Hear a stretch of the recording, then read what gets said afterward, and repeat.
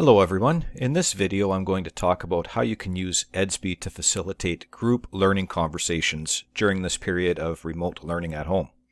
So there's two things that I'm going to focus on in this session. We're going to talk about how you can use your class feed and open that up to facilitate a group learning conversation between a teacher and students, and we will also look at the content section and show you how you can use a discussion to be able to basically do the same thing. So starting off in my demo account with my fictitious teacher, Jonathan Baxter, the first thing I'm going to do is go into my home room. I'm just making a decision to keep this as simple as possible and put all of my content in the home room right now, especially if I'm a teacher who is relatively new to Edsby. The goal is to use this platform in the simplest manner possible. Rather than going into the individual subject-specific classrooms, I'm just putting everything in the home room. Having said that, for teachers who are more experienced and maybe more familiar and comfortable with the platform, by all means, if going into the individual subject-specific classrooms works for you, by all means go ahead and do that. So the first thing I need to do right now, I'm in my home room, I'm looking at my class feed down the middle. In order to open this up for students to respond or create their own posts, in order to basically set the conditions for a group learning environment in the class feed, I need to go into my class setup. So over here on the right hand side, I click my drop down arrow, I go to my setup, and I want to take a look at my class options for students and parents. That's the first thing I should probably do. For it to work in the means of being able to use it as a group platform, I need to make sure that my student permissions are set to can enter class and participate. The other options that you might generally see are they can view the class but cannot contribute. That's basically if a teacher's locking it down where they are the ones creating the posts in the class feed. The students can see them, but they can't interact with the posts. So again, for purposes of this session, we want our student permissions set to can enter class and participate. For the parent permissions, their options are they can open the class but only see teacher posts, or they cannot enter the class at all. Basically, you're locking parents out of the class feed. So if we have it set to they can open the class but can only see teacher posts, what that means is that even though you are opening your class feed up for students to contribute, respond to your own posts or create their own, the parents will still only be able to see the teacher posts. They're not going to see all of the comments by students.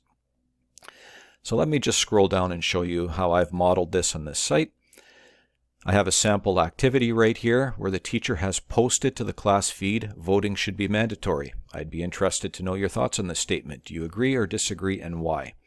So basically, using it this way, the teacher has created a prompt and is looking for the students to interact and respond to that prompt. Because it's on the class feed, everybody meaning the teacher and the students, are going to see these responses. So for example, everything that I have underneath, all of these student responses to the teacher's prompt, the teacher and students are going to see this. And once more, from the parent view, the parent is only going to see the teacher post. The parent will not see the student responses. Something I'd like to mention to you about the class feed right now in Edsby, the way that it is currently set up, is that if you were to go in either as a teacher or a student and reply, so for example, Mitch Chambers, he's responded. If I wanted to go in as the teacher and respond to Mitch, as soon as I hover, I have the option to reply. Even though I am replying to Mitch's comment, my comment is going to slide down to the very bottom of this message thread. Everything is ordered chronologically. The most recent content is pushed down to the bottom, and the earliest content added is at the top. Now that's something it would be nice if that was enhanced down the road. So for example, if I wanted to respond to Mitch, it would be great if my reply would be aligned right underneath Mitch. But again, right now, currently in the class feed, that's not the way that it will show up. So just something to show you. If I move up a little bit, you'll notice that I also have a poll that I have created as the teacher. Voting should be mandatory. Do you agree or disagree with this statement? So again, I'm just modeling the same learning prompt and just showing you a couple of different ways that the class feed can be used to model that and interact with students based on that content. So you can see that I have a few students who have already responded to this poll. I also have the option to show the votes. So if I click show votes, it gives me the actual names of the students who have chosen I agree, I disagree, or I'm not sure. Now from the student view, they also have the option to show the votes. So from the student view, they are also able to see which students have voted for which category. Parents do not see polls. So if I log in as a parent into Edsby, I am not going to see this. I am going to be able to see notes. I can see any assessment data, but I am not going to be able to see the poll. Students cannot create polls. So if I move up to the top here as a teacher, I have the option to create notes, journal items, assessments, calendar events, or polls. I can do that. So even though I have opened up my class for students to contribute content, a student will only have the option to create a note. So what I'm going to do right now is just bounce to a student page. Let me bring up Mitch Chambers right here. And if I go into my homeroom as the student, you can see what that looks like. So from the student view, all I have is the option to create a note. Now it does not show up here on this site because I am in the Edge browser. But if I was on Chrome as a student in our regular live environment for Edsby, I would have the option to create a video or an audio note as well and post that to the class feed. So if I move back to the teacher view, probably a good idea right now to pause and acknowledge the fact that in my demo environment, I've created this as a nice, neat, organized environment where I've put my posts up here, and I've also gone in as the students and I've created the student responses. So it looks nice and neat and organized.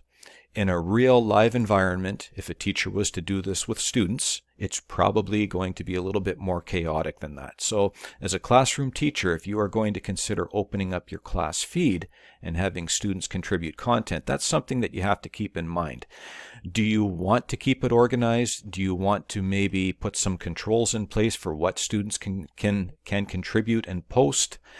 Maybe times of the day that are appropriate. I know that there are some teachers that have talked about the ability to maybe open up your class settings during the school day, but maybe towards the end of the day, what you would do is close them down so that students cannot post into the feed after hours. It's basically a commitment to stay on top of things and monitor it if you're going to open up the class feed for students. Coming back up here, I've modeled a way to have a learning activity, students respond, showing how a poll can be created by the teacher and the students can respond to the poll. And just up above that, I've also have a sample post where I'm asking students to take a look at the poll results and answer the prompt, what do you wonder and what questions do you have? So again, I'm basically just trying to find a way to make Edsby work for me, where I have some content, I'm looking for the students to have access to it. In this case, it's the voting should be mandatory prompt, and trying to come up with as many creative ways as possible to have the students interact with me based on that content. So that's a quick overview of how the class feed can be used. So again, it's not something that is going to be for everybody. Is it something that would be maybe possibly more appropriate for the junior, intermediate, senior divisions? Possibly, because if you think of this from the lens of a primary teacher and you are going to open this up for students, that means that students need to access it by logging in with their own login credentials.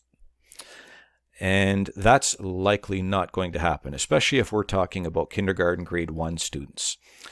What generally happens for teachers who have used this in the past and have opened up their class feed, they're making sure that the parents have access to their children's accounts, and the parent is the one logging in with the child's login information. So the student has access, but it's with parental assistance.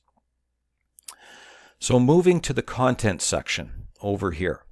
So the class feed can be used to be able to have a group learning environment where students can contribute content, but so can a discussion that's created within the content builder. So you can see here that I have 2 sample sections or sample units that I've created. A learning from home language and a learning from home math. So again, for teachers who have been more familiar and more experienced with the Edsby platform, if you've been using content, chances are you have a significant amount of content that's already created on the left-hand side of your page. But for demonstration purposes here, I have a limited amount. So in my learning from home language unit, I have created a discussion. Voting should be mandatory. So in just a moment, I'll go in and show you how I did that. But if I click into this discussion right now, you can see that I have the same prompt, voting should be mandatory, and I have a number of students who have responded to my prompt, and I have a number of students who have responded to one another as well. Now, unlike the class feed, the discussion within the content section is properly threaded in message format. And what I mean by that is I have Mr. Baxter and Mitch who wanted to respond to Evie. So when they do that, their replies, their responses are aligned underneath the student who they're actually responding to. It does not automatically drop down to the bottom of the feed. So it's a little bit better organized that way. Also, unlike the class feed, this is within the content section, so it's not right there in your face. So it's a creative way to engage students in a dialogue over a piece of learning, and it's not right there up front and center in the center of the class feed. So you have to actually go into the content discussion to be able to see this. Just to show you how I did create this, if I go back and start over, click into my homeroom, what I did is I clicked into content, and it gives me the ability to open up into edit view. Before I do that though, just a really quick note about these green toggle switches over here on the right hand side. You may have seen some notes in the Edsby training support group that talk about changing the visibility within the content section. This is what those green switches are.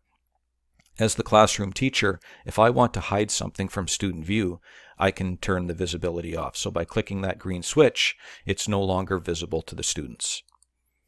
So getting back to the discussion, if I click in Edit, it opens up my edit mode. I can go to my plus sign in either of the units that I've created. So let's say I'm looking to create a discussion within my Learning from Home Math. I come over here to the plus sign beside my Learning from Home Math. I click that, and it gives me a number of different options that I have to choose from. So for purposes of this training session, I'm going to choose Discussion. I give that discussion a title. I have the option to add curriculum expectations to this, and the reason why is that something I should mention, if you are going to create a discussion within content, it's created as an assessment, meaning it is going to be reflected in the gradebook, and I'll show you momentarily what that will look like. So I don't want to spend much time talking about gradebook and whatnot, but just showing you the reason why you might have these different options here. So I give this a title. I could leave some instructions for students if I wish to. There's a lock discussion box here. What that means is if you have a discussion that's created and the students have responded and maybe it's a few days later and you decide, okay, I have all the information from this that I need, it's time to shut this down. By going into edit mode and clicking lock discussion, you can shut that down and students can no longer post within that discussion. Because it is created as an assessment, which is different from the class feed, anything posted in the class feed is not going to be reflected in gradebook unless it is an assessment, whereas this discussion is. So I come over here, I can change it to an assessment as learning because I'm using this as a formative assessment piece. For my marking scheme, how am I going to assess this within the gradebook? For my purposes, I'm just going to leave it as a simple yes, no. Yes, the students have contributed to the discussion, or no, they have not. Once I'm finished that, I scroll up here, I click Save. Oh, I need to include a title, so I'll just put Test. And I've created my test discussion that now shows up in my Learning from Home Math. So because I have my class settings set to open, the students can now log in and they will be able to access that discussion. So if I switch back over to the student view, I'm back in as Mitch Chambers. Let me refresh my page. I'm in my home room. I scroll down and there is my new test discussion. You can see that it is highlighted. It shows me that there is new content submitted by the teacher that I have not viewed yet. So now I can click into this discussion as the student. And there are no posts yet because it's a brand new discussion. And I can start to share my thinking. Once I do that, as long as I have my settings open in my class setup that students can contribute, just like I did for the class feed, then every student in the class, not only will they be able to see my post as Mitch Chambers, they will be able to respond. If I have my class settings closed where students cannot contribute,